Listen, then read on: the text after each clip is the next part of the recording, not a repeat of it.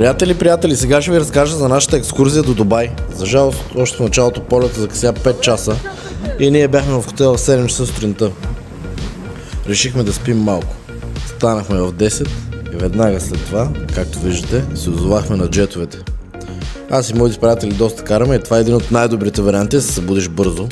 Бяхме спали само 3 часа, имаше страхотни вълни и се получиха много добри скоци. Цяло се позабавлявахме. А и гледката, както виждате, е страхотна. Препоръчвам ви да отидете да карате джет. Не си спомням цената, но удоволствието си струва.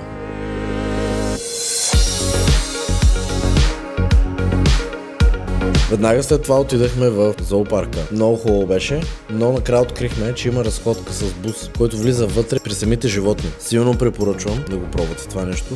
Малко по-скъпо е, но хора, това е нещо уникално. А и вие не отивате всеки ден в Дубай, така че трябва да го направите.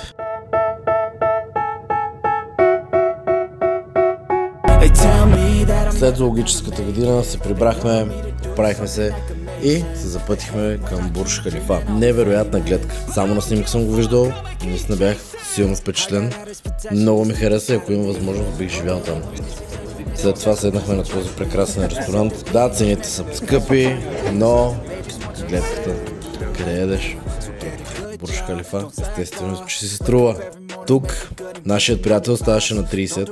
Причината, поради която решихме да отидем, е, че неговата жена искаше да го изненада с екскурзия, а аз имах рожден ден няколко дни преди това и ние решихме всички да се съберем и да отидем там да си отпразнуваме рождените дни.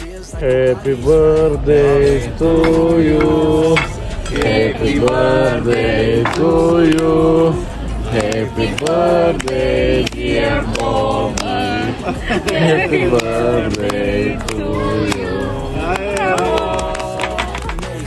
They hate when I keep dreaming I'll be famous, but I don't give a fuck, I'll keep chasing. They tell me that I'm never gonna. На следващия ден сутринта отидехме до Miracle Garden. Да ви кажа, не е нещо, което силно препоръчвам, просто имахме свободно време и решихме да минем оттам. Красиво е, но нищо повече. Нашият приятел Борислав реши да ни закара на сафари, като един жест за неговият рожден ден и беше нещо невероятно. Тези хора са много щури, карането им е много забавно, на моменти плашещо. Покарахме багита, които нямаме клипче, но беше страшно, много готино. Тук имахме вечеря в пустинята, хубава храна, готино шоу. Като цяло съм доста доволен и препоръчвам на хората да го направят като отидат в Дубай.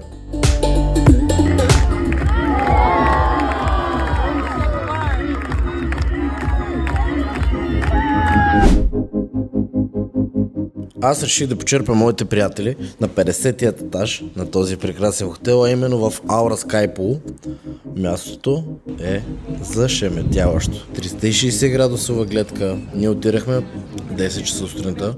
Беше нещо страхотно.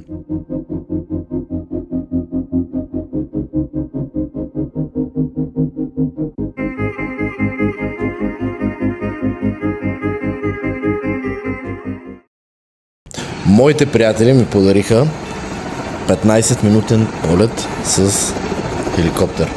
Качихме се аз, жена ми и един от най-близки си ми приятели Самер. Като цяло цената е 500 лева за 15 минути, но гледката спира дъха. Това нещо няма как да го видиш по друг начин. Веднага след полета се запътихме към тази 3-етажна яхта. Бяха ни запазили ето тази маса отзад за нашата компания, защото бяхме повече хора. Готвачите бяха пред нас и ни правиха каквото пожелаем за вечеря. Имаше парти с диджей, имаше си бар. Просто беше нещо уникално за края на деня. Хванахме залеза, виждаш Дубай през деня, след това го виждаш ето през нощта. Невероятна гледка. Като цяло съм супер силно впечатлен от Дубай и бих живял там.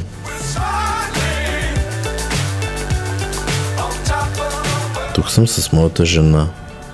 Прекрасна жена.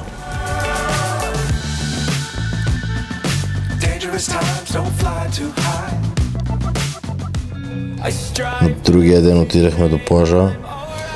Водата беше ледена. Хора, казвам ледена.